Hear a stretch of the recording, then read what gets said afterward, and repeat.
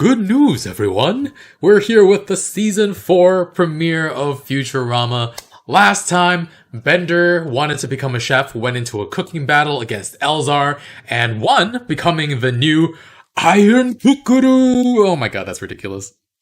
Anyway, excited to continue with this series. If you want to watch the full reaction or early reactions, check out Patreon in the link in the description below. Otherwise, take a quick moment to leave a like, and let's get started.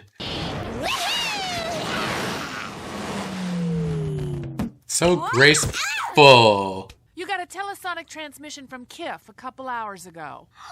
My Kiffy called? Kiffy.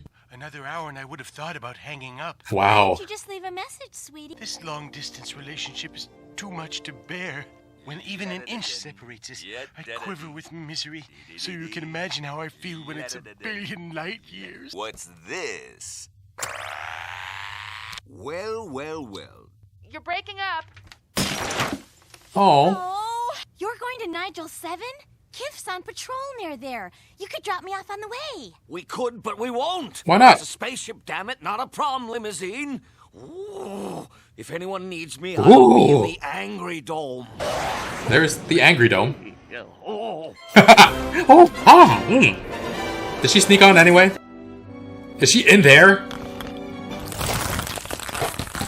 Gotta put those all back in. Oh, what now? Activate glass window. Activate glass. It's so blind.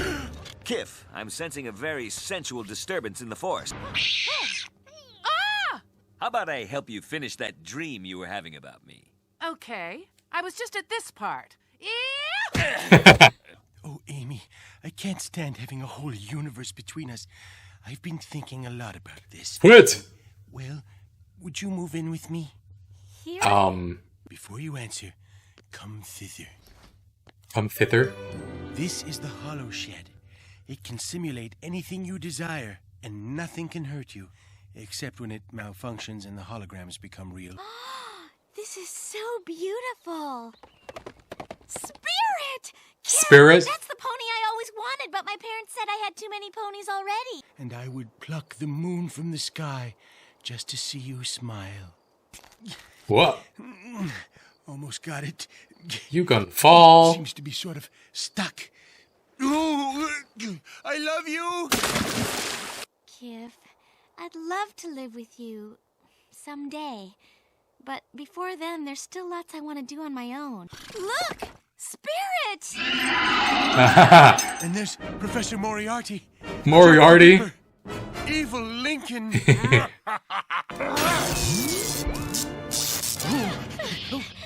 Oh no. So they're just let loose on the ship now? The Hollow Shed's on the fritz again. Get back into the Hollow Shed before I start blasting. Stop! No shoot fire stick in space canoe. Cause Space canoe. explosive decompression. Spare me your space-age techno Oh, boy. babble, Attila the Hun. Well, I guess problem solved? Aw.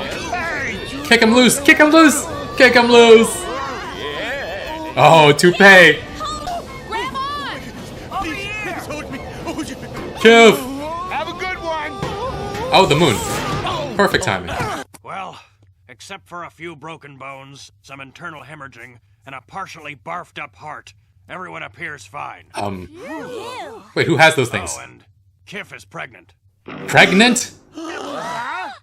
Oh, joy. I don't think she's ready. I don't think she's ready. Aren't you a male? Yeah, what's the deal? Just when I thought I'd figured out you biological creatures, it's something else. Let me at him. It's quite simple, really. When one of my species experiences deep feelings of love, we enter a so-called receptive state. You disgust me. Go on. At that point, our skin becomes a semi-permeable Oh, Zap. membrane. I held Amy's hand and voila. Hand holding. Al, okay, but that better be all there is. Remember when Zap blew a hole in the ship? Indeed. Kif What? touched everybody What? there. Couldn't any one of us be the mother? Oh. Yeah! I mean, what about that, Kif? Even I laughed at me when I built this alien cross-species genetic analyzer. Even I laughed at I me. showed myself. Subjects, please enter the chamber. Wait. Separating out?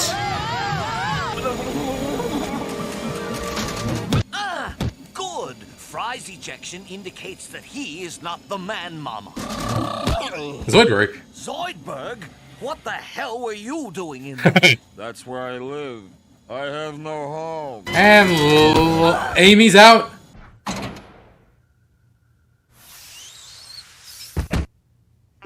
Leela must have impregnated me. Oh, when she God. held my ungloved hand. How could you? Our love has had to endure your constant hatred, and now this?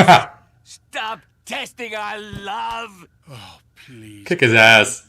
The true parent is the one who inspired the initial feeling of love. We call that person the Smizmar. Might as well plan for my new life while I'm at it. Set motherhood mode. Everything's gone. Everything's gone. Mom, Dad, I know this is weird. They but don't approve. Yeah, we don't care how squishy alien get pregnant. All we care is that we have grandchild now. Okay. And this one's from Leela. It's a basket. For picnics? It means a lot to me. It's the basket my parents left me in at the orphanarium. Oh, wow. could use it for picnic. We had your old potty board converted now that you not be pottying anymore. Oh, no. Trashed my party board? Damn right. You brought such wonderful gifts. But the greatest gift Mine. is the bond I share with my Smizmar, Amy. And shortly, it will rend my loins in twain, burst forth, and pull us down, Pull us down? into the deep, dark waters of commitment. No! I can't do this! Oh my God. When will women learn to take responsibility for the children they've helped create? The quickening. The My quickening. time is near. I must now embark on a perilous journey. If it's so dangerous, I'd better go with you. A gal has to protect her DNA. No, Leela. Tradition demands that I make this journey with my Smizmar. And since Amy isn't here, I must go it alone. My scrapes feel a little better now.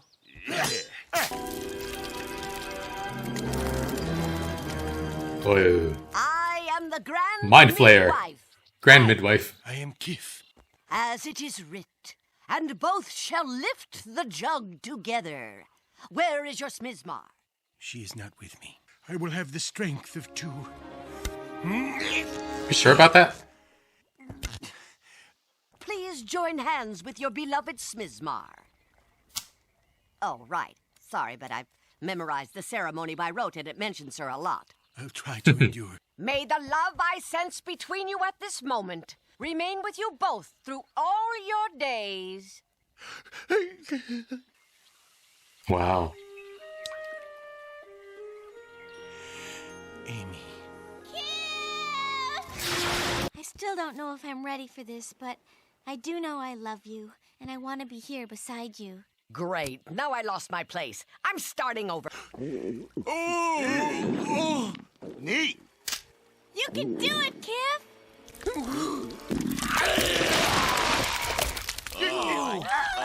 Whoa. Ah, man. Uh-oh. Amy! Shoo! Stay away from my baby! This is water? I will now take my leave. I live here, so I won't actually be going anywhere, but you don't have to talk to me anymore. Okay. She's just gonna be background the entire time.